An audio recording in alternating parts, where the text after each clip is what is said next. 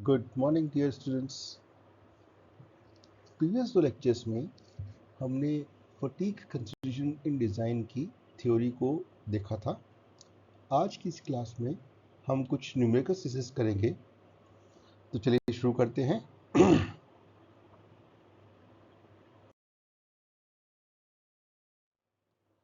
पहले कुछ आसान क्वेश्चंस लेते हैं जो कि स्ट्रेस कंसंट्रेशन को लेकर है।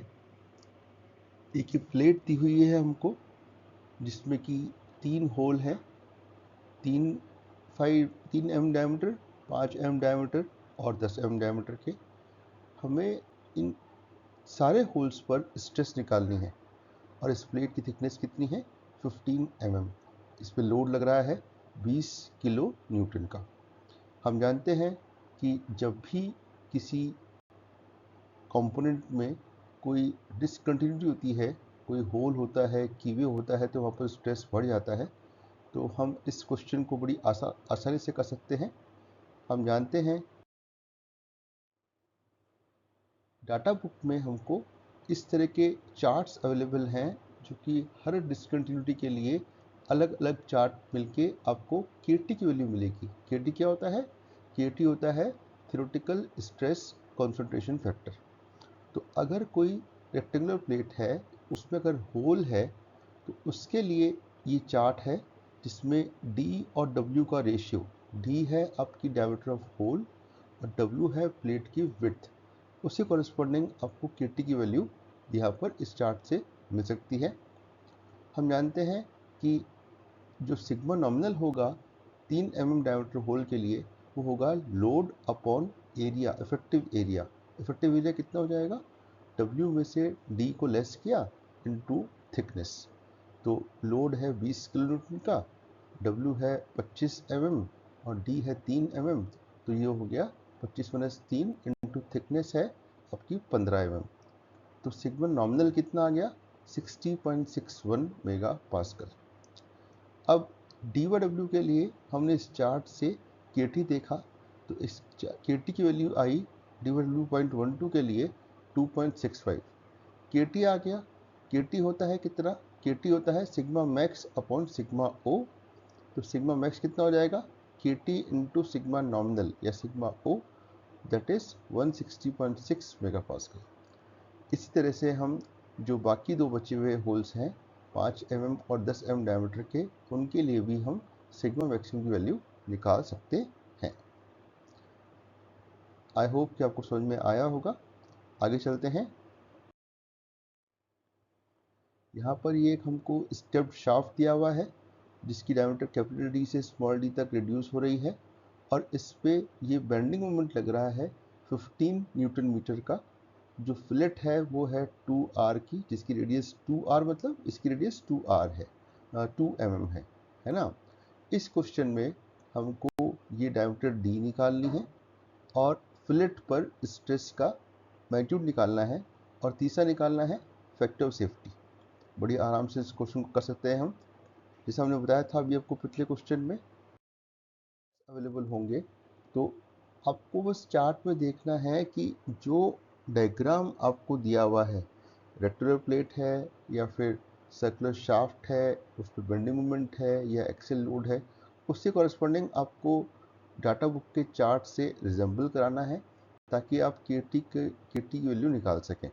तो इसमें हमने देखा कि ये डी और डी से रिड्यूस हो रहा है, स्टेप शाफ्ट है और इस पर बेंडिंग मोमेंट लग रहा है। तो ये अप्रोप्रिएट चार्ट होगा हमारा इस क्वेश्चन के लिए वैल्यू निकालने के लिए। कैसे निकालेंगे ज़रा देखते हैं। हमको दिया हुआ है कि ये डिस्टेंस 0.25 डी है, तो हम ये देख सकते हैं कि कैपिटल डी जो है वो D plus 0.25 D plus 0.25 D, that is 1.5 D. तो डी बाई डी की वैल्यू हो गई 1.5 और चार्ट में हम गए तो डी बाई डी 1.5 और के टी की वैल्यू 1.5 के लिए आर बाई डी कितना हमें मिल रहा है? 0.17 है ना। आर कितना दिया हुआ है, रेडियस कितनी दी हुई है? 2 mm। तो डी कितना हो जाएगा? 2 अपॉन 0.17 दैट इज 11.76 mm। ये हो गया हमारा फर्स्ट जो हमको डिजायर्ड था रेडियस डायमीटर निकालने का। अब हमें निकालना है stress eight the fillet section. उसके लिए हम निकालेंगे सिग्मा बी। सिग्मा बी कितना हो जाएगा 32 MB upon pi D cube. M B हमको दिया हुआ है 15 न्यूटन मीटर का, डी हम निकाल चुके हैं, तो सिग्मा बी आ जाएगा 93.94 मेगा पास्कल। क्योंकि केटी क्या होता है sigma max upon sigma O, तो सिग्मा मैक्स जैसे पिछले क्वेश्चन में निकाला था हमने केटी टू सिग्मा ओ हो जाएगा, दैट इज 140.91 मेगा पास्कल। अब निकालना है हमको कितना होता है sigma ultimate upon sigma max. 200 sigma ultimate दिया हुआ है, सिग्मा मैक्स 140.91, तो एफ एस इस क्वेश्चन के लिए हो गया 1.42। तो ये था क्वेश्चन नंबर 2। आइए आगे चलते हैं। एक और क्वेश्चन जिसमें जो थिकनेस है वो 45 से 30 mm तक, विड्थ जो है 45 mm से 30 mm तक रिड्यूस हो रही है, और ये रेडियस r है इसकी। 20 किलो न्यूटन का एक्सेल लोड लग रहा है और इसकी प्लेट की थिकनेस है 10 mm। करना क्या है, हमें निकालना है इसका फिलेट रेडियस r निकालना है। तो जो पिछले दो क्वेश्चंस किए हैं उसी लाइन पे हम इस काम को कर सकते हैं। पहले हमको केटी निकालना पड़ेगा। हम जानते हैं एफ एस कितना होता है, एफ एस होता है sigma ultimate upon sigma max. क्योंकि सिग्मा अल्टीमेट दिया हुआ है और एफ एस दिया हुआ है, तो सिग्मा मैक्स आ जाएगा 140 मेगा पास्कल। सिग्मा ओ कितना हो जाएगा पी अपॉन डी टी। हमेशा सिग्मा नॉमिनल जो निकालते हैं वो निकालते हैं हम जो जहाँ सेक्शन कम होता है ना। तो लोड हो गया 20 किलो न्यूटन, डी आपकी 30 और टी आपका 10, तो 66.6 मेगा पास्कल। सिग्मा मैक्स और सिग्मा ओ ये रेशियो आ गया, तो केटी हो जाएगा आपका 2.1। अब हम इस चार्ट में गए, ये अप्रोप्रिएट चार्ट है उसके लिए, तो केटी की वैल्यू 2.1 और डी बाई डी के वैल्यू 1.5 के लिए आर बाई डी हो जाएगा 0.095। इस चार्ट से आर की वैल्यू हो जाएगी डी इंटू 0.095, दैट इज 2.85 और से 3 mm। तो in a nutshell you can say कि कई बार आपको इन चार्ट से के टी निकालना पड़ेगा, या कई बार इन चार्ट से आपको आर बाई डी की वैल्यू मिल जाएगी जिससे आर या डी निकालना पड़ेगा, और हो सकता है कई बार आपको डी बाई डी की कॉरस्पॉन्डिंग कुछ और पैरामीटर निकालना पड़े, है ना। तो ये सारे काम इन चार्ट से बड़ी आसानी से हो सकते हैं। आगे चलते हैं। एक 25 mm डायमीटर शाफ्ट है जो कि फोर्ज स्टील का बना हुआ है, जिसकी अल्टीमेट स्ट्रेंथ है 600 मेगा पास्कल। शाफ्ट में एक स्टेप है और थ्योरेटिकल स्ट्रेस कॉन्सोलिडेशन फैक्टर जो है वो है 2.1 का, Q की वैल्यू है 0.84। हमें इसकी एंड्योरेंस स्ट्रेंथ निकालनी है। तो जैसा आपने थ्योरी में पढ़ा था कि एंड्योरेंस स्ट्रेंथ जो होती है वो होती है के ए के बी के सी K D into endurance limit. ठीक है, तो डाटा समराइज किया, ये एंड्योरेंस स्ट्रेंथ का फॉर्मूला। हम जानते हैं एंड्योरेंस लिमिट होती है अल्टीमेट का हाफ, तो 600 मेगा पास्कल का हाफ ये हो गया 300 मेगा पास्कल। अब जो जो पैरामीटर दिए हुए हैं उसके लिए हम के ए के बी के सी के डी निकालेंगे। के ए होता है सरफेस फिनिश फैक्टर, क्योंकि फोर्ज स्टील है तो और 600 मेगा पास्कल की अल्टीमेट स्ट्रेंथ है, तो हम चार्ट जो उसका सरफेस फिनिश फैक्टर का चार्ट है वहाँ से के ए ले लेंगे, वो आएगा 0.4। ये देखिए आप देख पा रहे हैं फोर्ज के लिए 600 मेगा पास्कल पे लगभग वैल्यू 0.45 की है। के बी निकालेंगे, के बी होता है size factor. Shaft dia 25 mm के लिए जो के बी होगा वो होगा 0.85 इस चार्ट से। के ए आ गया, के बी आ गया। के सी की वैल्यू हमको दी हुई नहीं है, लायबिलिटी का कोई हमको दिया हुआ नहीं है। जब भी दिया हुआ नहीं होता है तो हमको मानना है 50%, तो के सी हो जाएगा 1। अब जो लास्ट बचा वो बचा के डी। के डी क्या होता है, के डी होता है 1/KF, और के एफ होता है 1 + Q के टी - 1। Q दिया हुआ है 0.84, के टी दिया हुआ है 2.1, तो के एफ हो जाएगा 1.924। सारी चीज़ें आ गई हैं। अब हम बड़ी आसानी से इसकी एंड्योरेंस स्ट्रेंथ, के डी हो जाएगा 1/KF दैट इज 0.52। इसको सबको के ए के बी के सी के डी को एस ई डैश से मल्टीप्लाई किया, तो एंड्योरेंस स्ट्रेंथ आ गया 59.67 मेगा पास्कल। अब देख पा रहे हैं, बड़ी आराम से हम क्वेश्चन को कर पा रहे हैं। एक और क्वेश्चन लेते हैं। एक कैंटिलीवर बीम है जो कि FE 540 की बनी हुई है, जिसकी अल्टीमेट स्ट्रेंथ है 540 मेगापास्कल और यील्ड स्ट्रेंथ है 320 मेगापास्कल। इस पे एक रिवर्स लोड लग रहा है 5 किलो न्यूटन का। बीम मशीन्ड है और रिलायबिलिटी 50% है। ये बोल्ड किए हुए हैं लेटर, इसका मतलब ये है कि ये आपको कुछ इन्फॉर्मेशन दे रहे हैं। मशीन्ड जो है वो इन्फॉर्मेशन दे रहा है सरफेस फिनिश वेक्टर की, और रिलायबिलिटी दे रही है आपको इन्फॉर्मेशन केसी के लिए। FOS 2 का है और नॉच सेंसिटिविटी इंडेक्स है 0.9। हमें निकालनी है endurance strength at the fillet section और diameter D of the beam for infinite life. तो ये एक क्वेश्चन हुआ फुल फ्लैश फटीग का। देखिए ध्यान से, ये इसका D/D, capital D by small d का रेशियो जो है वो हो जाएगा 1.5, और ये जो रेडियस है वो दे रखे 0.1 D, R/D का रेशियो हो जाएगा 0.1। डाटा समराइज किया। Endurance strength at the fillet section कितनी हो जाएगी? 0.5 of ultimate, that is 270 megapascal. Machine surface के लिए KA निकाला 0.78। ये अज्यूम किया क्योंकि D हमको दिया हुआ नहीं है, तो हमको कई बार अज्यूम करना पड़ेगा। This is the almost applicable for all the questions. D आप मान सकते हैं 7.5 mm से लेके 50 mm के बीच में, जिसके लिए KB है 0.85। अब हमको KT निकालना है। हमारे पास में D की वैल्यू है 1.5 और R/D की वैल्यू है 0.1। डाटा बुक में गए, KT देखा 1.7, Q दिया हुआ है हमको 0.9, KT निकाल लिया तो KF आ जाएगा 1 plus Q KT minus 1, that is 1.648। तो KD हो जाएगा 1/KF, दैट इज 0.61। 50% लायबिलिटी के लिए KC 1 होता है, जैसा पिछले क्वेश्चन में किया था, KA KB KC KD into SE dash, ये आ जाएगा 109.2 मेगा पास्कल। अब डायमीटर ऑफ बीम निकालनी है। हम जानते हैं रिवर्स बेंडिंग के लिए सिग्मा मैक्सिमम हो जाएगा 32 MB upon pi D cube, sigma minimum हो जाएगा -32 MB upon pi D cube. क्योंकि ये रिवर्स लोडिंग है इसलिए मीन स्ट्रेस हो जाएगी 0, और जो वेरिएबल स्ट्रेस या एम्पलीट्यूड स्ट्रेस है वो हो जाएगी equals to sigma max, that is 32 MB upon pi D cube. हमको सिग्मा मैक्स इन्फिनिट लाइफ के लिए सिग्मा ए कितना होता है? SE अपॉन FS।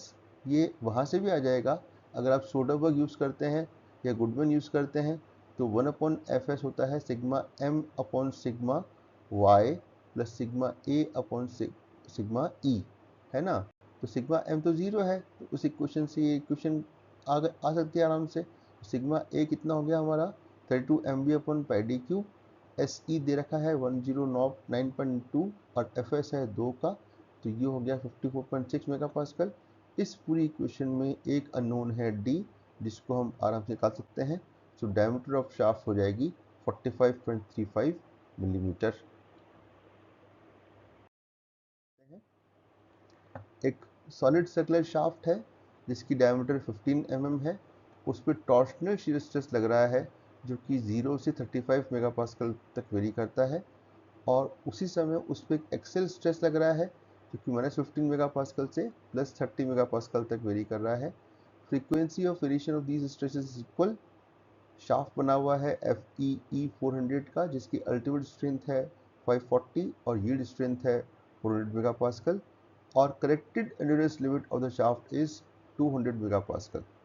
We need to find factor of safety. तो एक बात तो ये, जब भी आपको लिखा दिखे कि करेक्टेड एंड्योरेंस लिमिट, इसके मायने हैं कि ये एंड्योरेंस स्ट्रेंथ है, एंड्योरेंस लिमिट की वैल्यू को करेक्ट किया हुआ है एक्चुअल वर्कपीस के लिए, है ना। दूसरा, ये क्वेश्चन किसका हुआ? ये क्वेश्चन हुआ इसमें टॉर्शनल शियर स्ट्रेस भी लग रहा है और एक्सियल स्ट्रेस भी लग रहा है। तो ये क्वेश्चन जो हुआ वो हुआ आपका कंबाइंड लोडिंग का। कंबाइंड लोडिंग के लिए हम जानते हैं हमको डिस्टॉर्शन एनर्जी थ्योरी की इक्वेशन यूज़ करनी होती है, और इसके बाद मॉडिफाइड गुडमैन क्राइटेरिया यूज़ करना होता है। तो आइए शुरू करते हैं। डाटा समराइज किया। ये इक्वेशन है आपकी डिस्टॉर्शन एनर्जी थ्योरी की। इसको हम रिड्यूस करेंगे क्योंकि हमारे पास सिर्फ एक एक्सियल स्ट्रेस और एक टॉर्शन स्ट्रेस है। तो sigma Y, sigma Z, tau Y Z, tau Z X को 0 कर देंगे, तो इक्वेशन क्या आ जाएगी? Sigma X square plus 3 tau X Y square. एक बार हम सिग्मा एम निकालेंगे, sigma X M square plus 3 tau X Y M tau X Y M square. इसी तरह से हम वेरिएबल निकाल लेंगे, जो हमको वैल्यूज़ दी हुई हैं उसे हम सिग्मा एक्स एम और टाउ एक्स एम निकाल लेंगे, और सिग्मा एक्स ए और टाउ एक्स वाई ए निकाल लेंगे। देखिए सिग्मा एक्स एम हो जाएगा, क्योंकि वो वेरी कर रहा था -15 मेगा पास्कल से 30 मेगा पास्कल तक, तो 30 -15/2। इसी तरह सिग्मा ए आ जाएगा 22.5 mega pascal. Similarly tau Y X Y M और टाउ एक्स वाई ए ये आ जाएगा 17.5 मेगा पास्कल। दोनों फॉर्मूले में रखा तो सिग्मा एम आ गया 31.22 मेगा पास्कल और सिग्मा ए आ गया 37.75 मेगा पास्कल।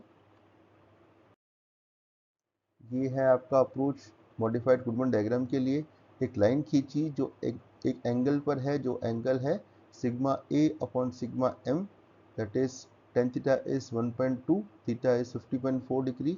ये इस गुडमन लाइन को पॉइंट एक्स पे इंटरसेक्ट कर रही है। हमें इस पॉइंट एक्स के कोऑर्डिनेट चाहिए होंगे। एक इक्वेशन तो ये हो गई, और दूसरी इक्वेशन गुडमन लाइन की इक्वेशन है, यह sigma M upon sigma ultimate plus sigma A upon S E equals to 1। इसमें हमने रखा sigma A by sigma M की वैल्यू 1.2। इन दो इक्वेशन को सॉल्व किया तो लिमिटिंग वैल्यूज आ गई सिग्मा एम और सिग्मा ए की 127.36 मेगा पास्कल और 152.83 मेगा पास्कल। माइंड यू ये लिमिटिंग वैल्यूज हैं, हमको डिज़ाइन वैल्यूज चाहिए, डिज़ाइन वैल्यूज से डिवाइड करना पड़ेगा। तो एफ एस हो जाएगा आपका limiting value upon actual value. क्योंकि इस क्वेश्चन में हमको एक्चुअल वैल्यू भी मिली हुई है, तो हम इसको डिवाइड किया तो एफ एस आ जाएगा हमारा 4.05। तो आप देख पा रहे हैं कि कंबाइंड लोडिंग का क्वेश्चन भी हमने कितनी आराम से सॉल्व कर लिया, अगर हमारी थियोरी क्लियर है तो। एक और उसी तरह का क्वेश्चन जिसमें कि अल्टीमेट स्ट्रेंथ है 700 मेगा पास्कल, यील्ड स्ट्रेंथ है 400 मेगा पास्कल और फुली करेक्टेड एंड्योरेंस लिमिट है 220 मेगा पास्कल की। फिर कह रहे हैं जब भी ऐसी टर्म्स लिखी हुई आए कि फुली करेक्टेड एंड्योरेंस लिमिट, जिसका मतलब ये एंड्योरेंस स्ट्रेंथ है, बार पे एक मीन बेंडिंग स्ट्रेस लग रहा है 60 मेगा पास्कल का और स्ट्रेस एम्पलीट्यूड लग रहा है 80 मेगा पास्कल का, तो आपको सीधे से यहाँ पर सिग्मा एम और सिग्मा ए दिया हुआ है बेंडिंग के लिए। उसके ऊपर टॉर्शनल स्ट्रेस लग रहा है जिसका मीन वैल्यू है 70 मेगा पास्कल और एम्पलीट्यूड वैल्यू है 35 मेगा पास्कल। तो आपको सीधी सी वैल्यू दी हुई है, हमें वापस से निकालना है एफ ओ एस।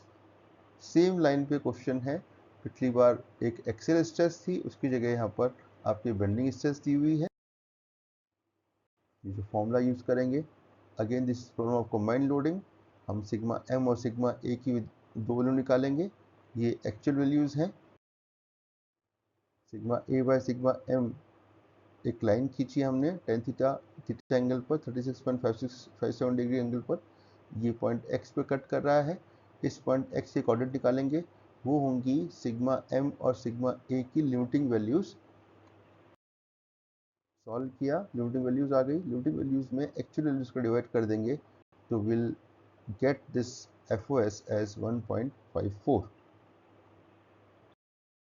आइए अब कुछ क्वेश्चन देखते हैं हम फाइनाइट लाइफ फटीग के। यहाँ पर देखिए एक रोटेटिंग शाफ्ट है जिसपे एक नॉन रोटेटिंग फोर्स लग रहा है 5000 न्यूटन का, और सिंपली सपोर्टेड है वो दो बियरिंग्स ए और ई के बीच में। शाफ्ट मशीन्ड है फ्रॉम प्लेन कार्बन स्टील और रिलायबिलिटी है 90%। हमें शाफ्ट की लाइफ निकालनी है। जब भी आपको लाइफ निकालनी हो तो वो क्वेश्चन शॉर्ट किसका है, वो फाइनाइट लाइफ फटीग का है। Equivalent notch radius at the flat section can be taken as 3 mm। ये जो नॉच रेडियस है वो 3 mm की है।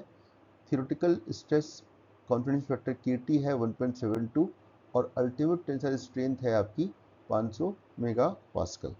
तो हमने आपको बताया था जब हमने थ्योरी की थी कि जो फाइनाइट लाइफ की जो इक्वेशन होती है, उस इक्वेशन में दो अननोन, दो पैरामीटर्स हैं, एक सिग्मा एफ और एक एन।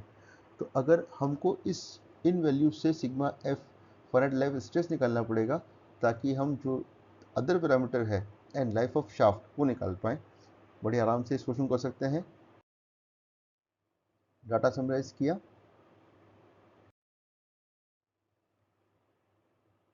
पहले हमको निकालना पड़ेगा कि इसका मैक्सिमम बेंडिंग मोमेंट कहाँ पर आ रहा है ना। तो हमने जैसा हमने 5th सेमेस्टर में किया था, शाफ्ट के क्वेश्चन किए थे, ये उसी तरह का क्वेश्चन है। यहाँ पर हमने इसका बेंडिंग मोमेंट डायग्राम बनाया।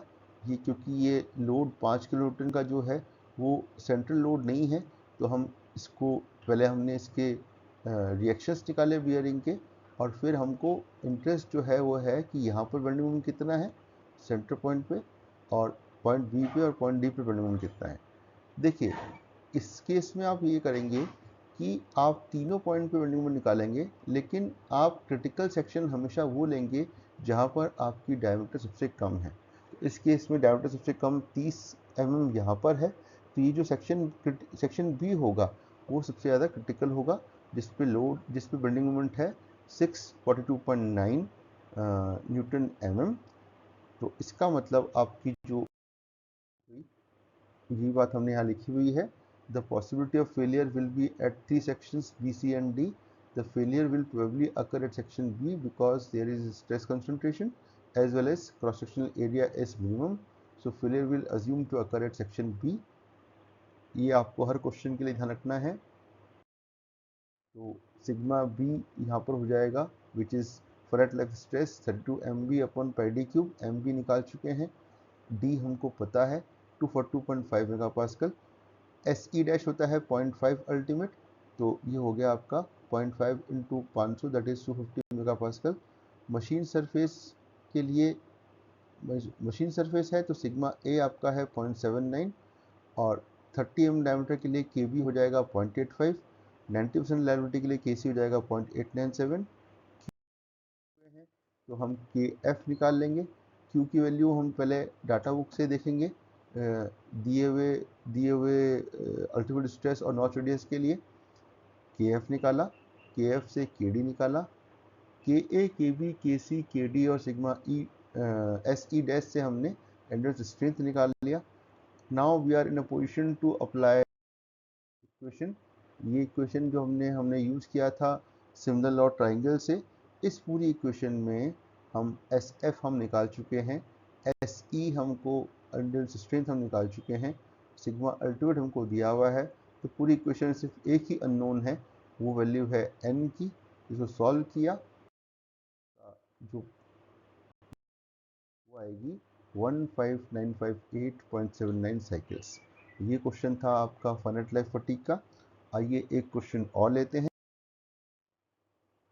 This is also question of finite life fatigue. इसमें हमको साइकिल्स दिए हुए हैं, हमको इसमें निकालना है डायमीटर डी, मतलब हमको फाइनाइट लाइफ स्ट्रेस निकलेगी, उससे फिर डायमीटर निकलेगी। जरा देखिए लोड है वो वेरी कर रहा है, रिवर्स लोड है ±1000 न्यूटन का, और इसका जो रेडियस है फिलेट रेडियस है 0.25 डी का है।